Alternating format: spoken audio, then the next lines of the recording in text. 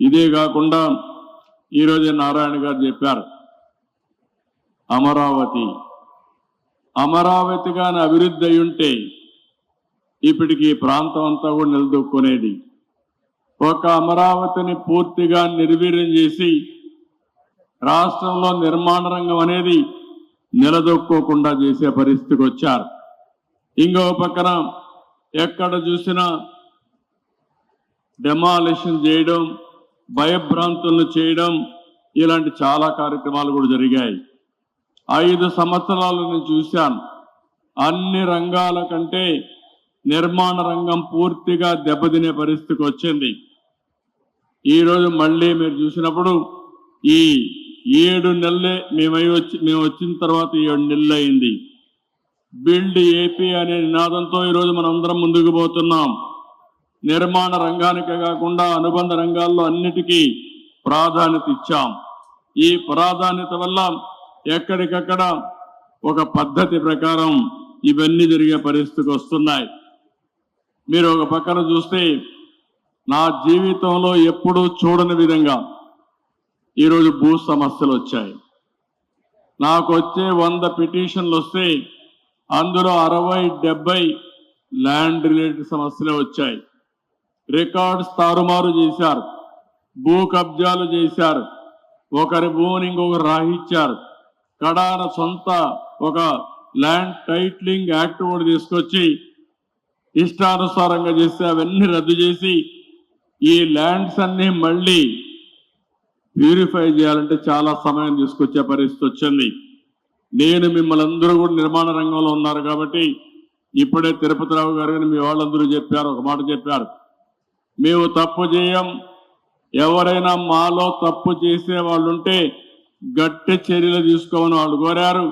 అందుకే నేను చెప్తున్నా, ఈరోజు first time land grabbing prohibition act కూడా తీసుకొచ్చాం. ఎవరైనా కానీ ల్యాండ్ గ్రాబింగ్ చేస్తే మాత్రం ఎవరిని వదిలిపెట్టమని చెప్పి కూడా నేను మీకు తెలియజేసుకుంటున్నా. ఈరోజు ఏ విధంగా ఉంటాయంటే, ఈరోజు మీరు చూశారు టీడీఆర్ బాండ్లు, డబ్బులు తీసుకునేది ఒకరు, నష్టపోయింది ఇంకొకరు. ఈరోజు ఎక్కడికక్కడ దీన్ని కూడా ఒక పెద్ద ఫ్రాడ్ చేసే పరిస్థితికి వచ్చారు. నేను నారాయణ గారికి అదే చెప్పాను, దోషుల్ని వదిలిపెట్టకూడదు, అమాయకుల్ని పనిష్ చేయకుండా ఏ విధంగా చేయగలుగుతారో అది చేయడానికి కూడా ఈ ప్రభుత్వం సిద్ధంగా ఉందని చెప్పి కూడా నేను మీకు తెలియజేస్తున్నా. ఈరోజు మీరు అందరూ ఒకసారి గుర్తుపెట్టుకుంటే 2047 విజన్ డాక్యుమెంట్ ప్రధానమంత్రి గారు వికసిత్ భారత్ తయారు చేశారు. అదే సమయంలో ఆంధ్రప్రదేశ్ రాష్ట్రం స్వర్ణ ఆంధ్రప్రదేశ్ విజన్ డాక్యుమెంట్ తయారు చేశాం. అందులో కూడా 2.5 ట్రిలియన్ యుఎస్ ఎకానమీకి నాంది పలికేట్టుగా ముందుకు పోతున్నాం. ప్రతి ఒక్కరి తలసరి ఆదాయం $43,000 2047 ఉండాలని నిర్దిష్టమైన ప్రణాళిక తయారు చేశాం.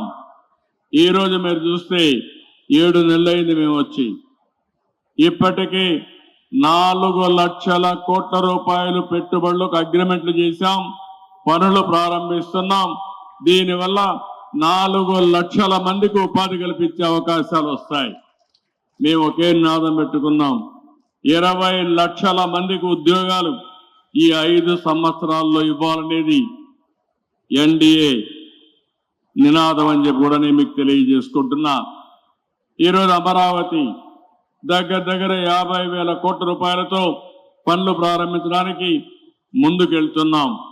ఇది కూడా సెల్ఫ్ ఫైనాన్సింగ్ ప్రాజెక్ట్. ఇది నేను పదే చెప్తున్నాను, రైతులు ముందుకొచ్చారు. ప్రపంచంలో ఎక్కడా జరగని నూతన ప్రయోగం. హైదరాబాద్ అభివృద్ధి అయింది.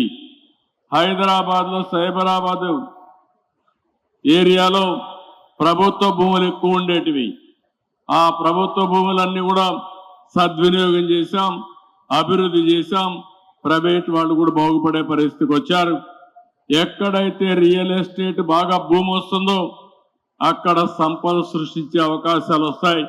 అదే ఈరోజు చూస్తే ఒక్క హైదరాబాద్ వల్ల తెలంగాణ రాష్ట్రానికి పర్ క్యాపిటల్ ఇన్కమ్ నెంబర్ 1 గా చేయగలిగింది. భారతదేశంలో మొదటి రాష్ట్రం, తలసరి ఆదాయంలో ఎక్కువ ఉండే రాష్ట్రం తెలంగాణ రాష్ట్రం. దానికి కారణం హైదరాబాద్ నగరం. దానికి కూడా మీరు ఒకసారి చూస్తే ఇన్ఫర్మేషన్ టెక్నాలజీ కానీ, ఇంకో బయోటెక్నాలజీ కానీ, ఇంకో పక్క ఫార్మా కానీ, ఫైనాన్స్ కానీ అన్ని కూడా తీసుకొచ్చి ఒక ఎకో సిస్టమ్ ఆ రోజు క్రియేట్ చేశాం. ఈరోజు హైదరాబాద్ నగరంలో ఔటర్ రింగ్ రోడ్ అనే ఒక అడ్వాంటేజ్ వచ్చింది.